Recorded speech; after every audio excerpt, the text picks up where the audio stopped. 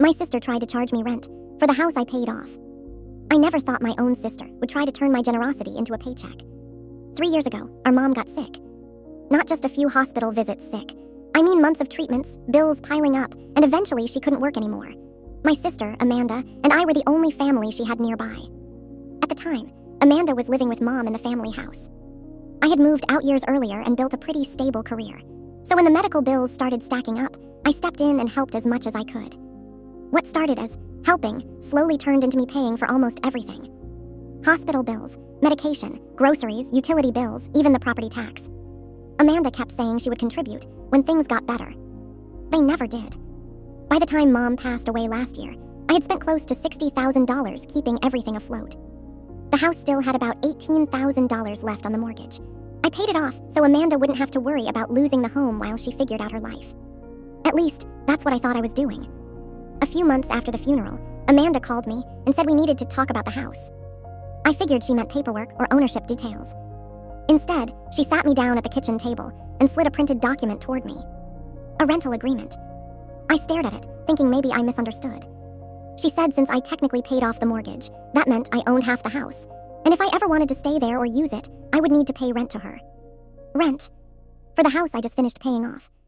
I honestly thought she was joking. She was. Apparently, her logic was that she had lived there longer, took care of mom, day to day, and therefore deserved full control of the house. I reminded her that I had paid the mortgage, utilities, medical bills, and pretty much every expense for the last 3 years. Her response: "That was your choice." That sentence hit me like a brick. My choice. I didn't respond right away. Instead, I asked her one simple question. "Did you plan this before or after I paid off the house?" She got defensive immediately and accused me of trying to take advantage of her grief.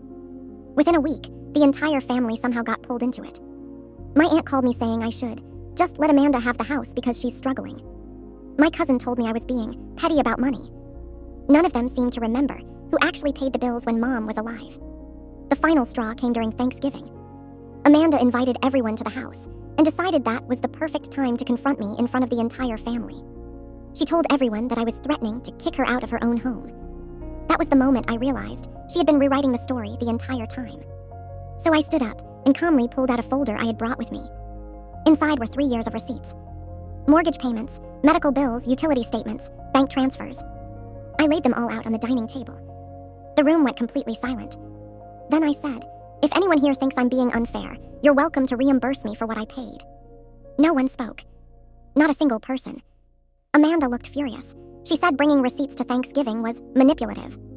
I told her trying to charge me rent for a house I paid off was worse. Long story short, I eventually spoke to a lawyer.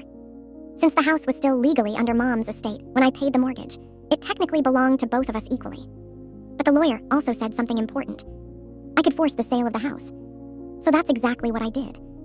Amanda called me screaming when she got the notice. She said I was destroying our childhood home and betraying the family. Maybe she's right. But the house sold 2 months ago. After legal fees and everything else, I got most of my money back. Amanda had to move into an apartment. Now half the family refuses to talk to me. Apparently I'm the villain for not letting my sister turn my help into her retirement plan. But the craziest part. Last week, she texted me saying I ruined her life over money. I stared at the message for a long time before replying with just one sentence.